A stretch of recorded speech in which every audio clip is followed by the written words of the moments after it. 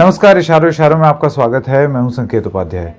छूटते ही और सबसे पहले आइए आपको एक चीज सुनाएं। पता नहीं आपको ऑडियो आएगी या नहीं, लेकिन मैं पूरा तेज करता हूं ताकि आपको ऑडियो आ जाए।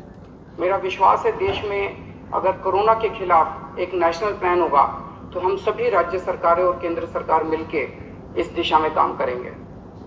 सर, कोरोना की वजह से दिवंगत आत्माओं को शांति मिले। हाँ जी सर। ये हमारी जो परंपरा है, हमारे जो प्रोटोकॉल है, उसके बहुत खिलाफ हो रहा है कि कोई मुख्यमंत्री ऐसी इन हाउस मीटिंग को लाइव टेलीकास्ट करे। ये उचित नहीं है। ये हमने हमेशा संयम पालन करना चाहिए। ठीक है सर, इसका ध्यान रखेंगे आगे से। सर, मैं सभी आत्मा तो जैसे कि आप देख सकते हैं, ये अब मैं आपको बता दूं संदर्भ। तो आज प्रधानमंत्री की एक मीटिंग हुई और वो मीटिंग थी ऐसे 11 राज्य जहां सबसे ज्यादा कोरोना के मामले फैल रहे हैं। उसमें दिल्ली भी था, छत्तीसगढ़ है, गुजरात है, राजस्थान है, केरल है और महाराष्ट्र है। सबके मुख्यमंत्री यहाँ पर दिखाई दे रहे हैं और अरविंद केजरीवाल भी थे। तो अरविंद केजरीवाल ने जब बोलना शुरू किया तो हुआ ये कि अरविंद केजरीवाल ने अपनी स्पीच को, जो वो बोल रहे थे प्रधानमंत्री के सामने, उसका एक लाइव लिंक उन्होंने एक न्यूज एजेंसी को दे दिया, जिसके माध्यम से सब चैनलों पर उनका बोला हुआ प्रसारित होने लगा, प्रचार होने लगा उनका। और ये बात सामने आने लगी कि वो क्या बोल रहे हैं प्रधानमंत्री को, वो बोलने लगे। तो उसके बोलते बोलते के बीच में प्रधानमंत्री को उनकी स्पीच रोकनी पड़ी और रोक करके उन्होंने बोला जो अभी आपने सुना।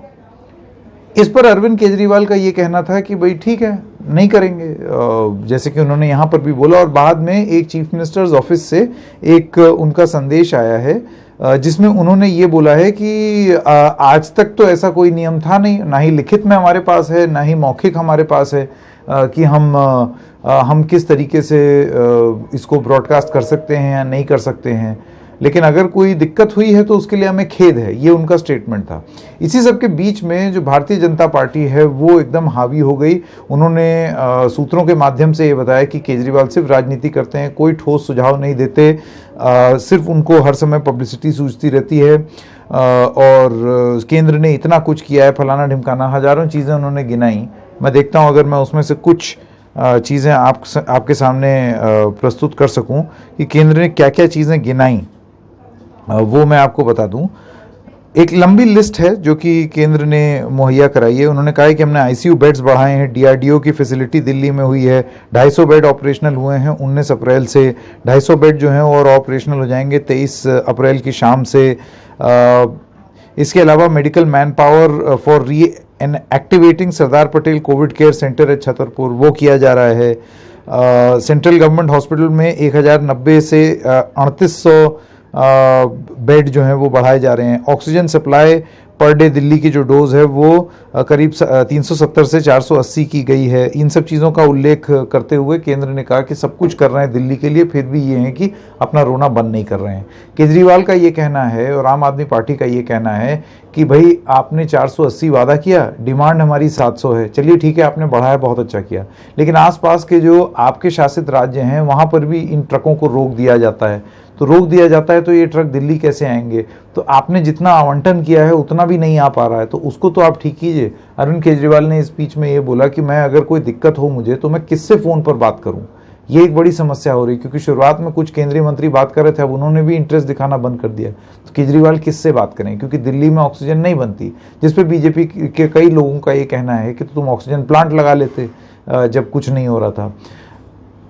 कहने का मतलब ये है कि इस सब के बीच में ये सारे राजनेता एक बार इस बात का ध्यान कर लें कि क्या इनकी लड़ाई से जमीन पर कुछ बदल रहा है। जो लोग अस्पताल में हैं, जहां अस्पताल दर अस्पताल अब ये बोल रहा है हमारे पास ऑक्सीजन खत्म हो गई है, ले जाएं अपने मरीज, या कुछ अस्पतालों में ये भी खबर आ रही है कि कुछ लोगों की मृत्यु हो गई। सिर्फ दिल्ली में ही नहीं, और जगह पर भी बहुत सारी ये खबर आ रही है कि अस्पतालों में मृत्यु हो रही है लोगों की। ऐसी स्थिति में इस तरीके का आरोप प्रत्यारोप, प्रोटोकॉल याद दिलाना या उसको इस तरीके से टीवी पर प्रसारित करना, इस सब चीज से किसका लाभ हो रहा है? जनता का लाभ हो रहा है? अगर हो रहा है तो फिर शौक से करिए ये राजनीति, लेकिन नहीं हो रहा है तो इसको तुरंत बंद करके एक समन्वय बनाइए, क्योंकि अगर वो नहीं बना तो जिस किस्म की समस्या से हम निपट रहे हैं या जूझ रहे हैं उसका ये उत्तर तो नहीं हो सकता, बिल्कुल नहीं हो सकता। अब एक नया तर्क दिया जा रहा है आम आदमी पार्टी की तरफ से सूत्रों के हवाले से कि प्रधानमंत्री ने ऐसा कोई प्रोटोकॉल तो बनाया नहीं था कि उसको टीवी पर चला सकते हैं या नहीं चला सकते हैं, क्योंकि अगर ऐसा प्रोटोकॉल होता तो फिर वो उन पर क्यों नहीं लागू होता। 8 अप्रैल को जो मीटिंग हुई मुख्यमंत्रियों के साथ, उसमें उन्होंने अपना जो बोला था उसको तो उन्होंने टीवी पर चला दिया। इससे पहले भी जब जब मुख्यमंत्रियों से उन्होंने बात की है तो उनका पोर्शन तो चल जाता है टीवी पे, तो ये नियम उन पर लागू नहीं है, औरों पर प्रोटोकॉल, या अब दिक्कत बढ़ी है तो प्रोटोकॉल याद आ रहा है। बहरहाल कहने का मतलब ये है कि ये सारी बातें जो हैं ये तब ठीक लगती हैं जब लोग मर ना रहे हों। अभी क्या है, बहुत बहुत बड़ी समस्या है, और अगर नेताओं को ये बात समझ में नहीं आएगी या हम ये मान लें कि लोग इससे समझौता कर लें कि मर रहे हैं तो मर जाएं, अस्पताल जो हैं वो हल्ला ना करें, वो समझें इस बात को कि ट्रक चल रहा है, चल तो रहा है, लेकिन अगर सप्लाई खत्म हो जाएगी तो जिन लोगों की सांसें चल रही हैं वो सांसें रुक जाएंगी। तो उन सांसों को रोकने, सांसों को चलते रहने देने के लिए आपको कुछ कार्रवाई करनी चाहिए ना। सांसों पर सियासत करने से वो सांसें चलती नहीं रहेंगी, वो रुक जाएंगी। तो ये सब हो रहा है अभी, जब एक आदर्श रूप से जब ये माना जाना चाहिए था कि एक समन्वय होगा, कुछ समाधान निकलेगा, सारे मुख्यमंत्री साथ में बैठ करके कोई एक बड़ा हल निकालेंगे, उस वक्त में इस तरीके की चीज़ें हो रही हैं कि एक जन जो है वो अपना जो भाषण है उसको टीवी पर प्रसारित कर दे रहा है और दूसरे जो हैं वो उनको प्रोटोकॉल और मर्यादा की याद दिला रहे हैं। राजनीति छोड़ दीजिए, हमारे पास दिन नहीं है, घंटों में ये समस्या से निपटना है, घंटों में, और वो इस तरीके से तो बिल्कुल नहीं होगी। तो आज इशारों में बस इतना ही। हम फिर मिलेंगे किसी और मुद्दे के साथ, तब तक के लिए नमस्कार।